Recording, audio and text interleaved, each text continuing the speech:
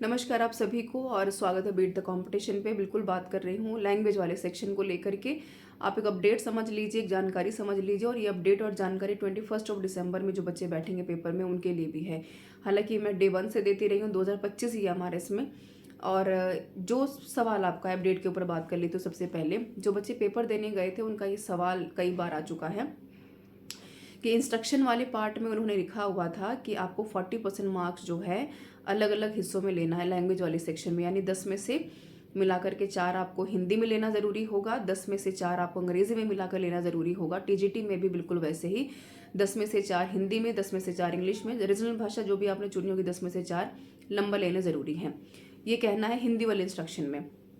लेकिन जो इन्फॉर्मेशन इन्होंने दी है अपने नोटिफिकेशन 2025 ही हमारे इसमें, ये कह रहे हैं कि 40% आपको मार्क्स लेने ज़रूरी हैं टोटल। यानी चाहे आप 8 सवाल सही कर लीजिए 10 में से हिंदी के, चाहे आप 10 में से 8 सवाल सही कर लीजिए अंग्रेज़ी में से, या फिर आप बिल्कुल टीजीटी में चाहे आप टोटल दोनों भाषाओं में मिला करके ले आइए 12 नंबर 30 में से, या फिर तीनों भाषाओं को मिला करके ले आइए 12 नंबर, उससे फ़र्क नहीं पड़ता। रीजनल वाले पार्ट की भी बात कर रही हूँ।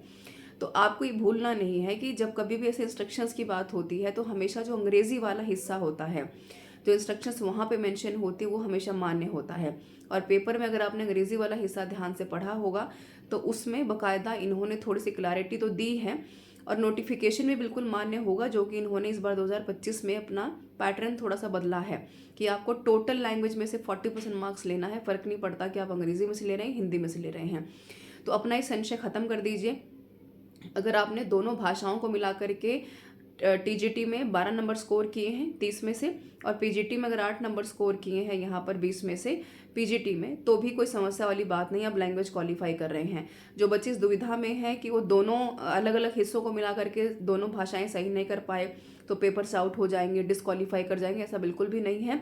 ये मैंने डे 1 से आपको बात समझाई, और ये मान्य बिल्कुल है 21 दिसंबर वाले बच्चों के लिए भी, क्योंकि पेपर का पैटर्न चेंज हुआ है। और ये इसमें कोई भी चैलेंज करने वाली बात है ही नहीं कि भाई हमें समझ में नहीं आ रहा है नोटिफिकेशन क्या कह रहा है। नोटिफिकेशन में जो लिखा गया है वही मान्य होगा, है ना।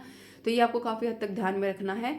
और लैंग्वेज में बिल्कुल डिसअपॉइंट किया है, लैंग्वेज काफ़ी आसान इस बार रही, लेकिन कन्फ्यूज़न की वजह से कह लीजिए या due to lack of practice की वजह से कह लीजिए, बहुत सारे बच्चे डिस्क्वालीफाई किए हैं। ऐसे सारे बच्चे ने डिस्क्वालीफाई किए जिनसे शायद उम्मीद नहीं थी।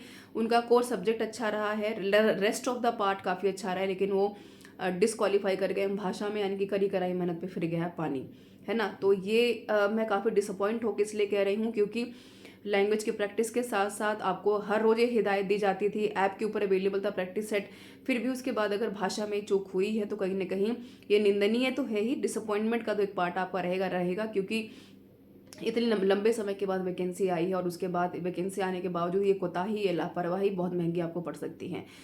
फिर भी यही कहूँगी क्योंकि हम अध्यापक हैं, मोटिवेशन हमारा एक इकलौता की फैक्टर है आपको आगे लेकर के जाने का। तो केवीएस का एग्जामिनेशन बिल्कुल आपके सामने है, तैयारी कीजिए, और जो गलती आपने ये हमारे इसमें की है उनको दोहराइए नहीं, फोकस कीजिए अपने पेपर के ऊपर, ताकि जो गलती आपने ये हमारे इसमें की है उससे बचें और एटलीस्ट केवीएस एनवीएस में अपनी एक सीट इंश्योर कर पाएँ।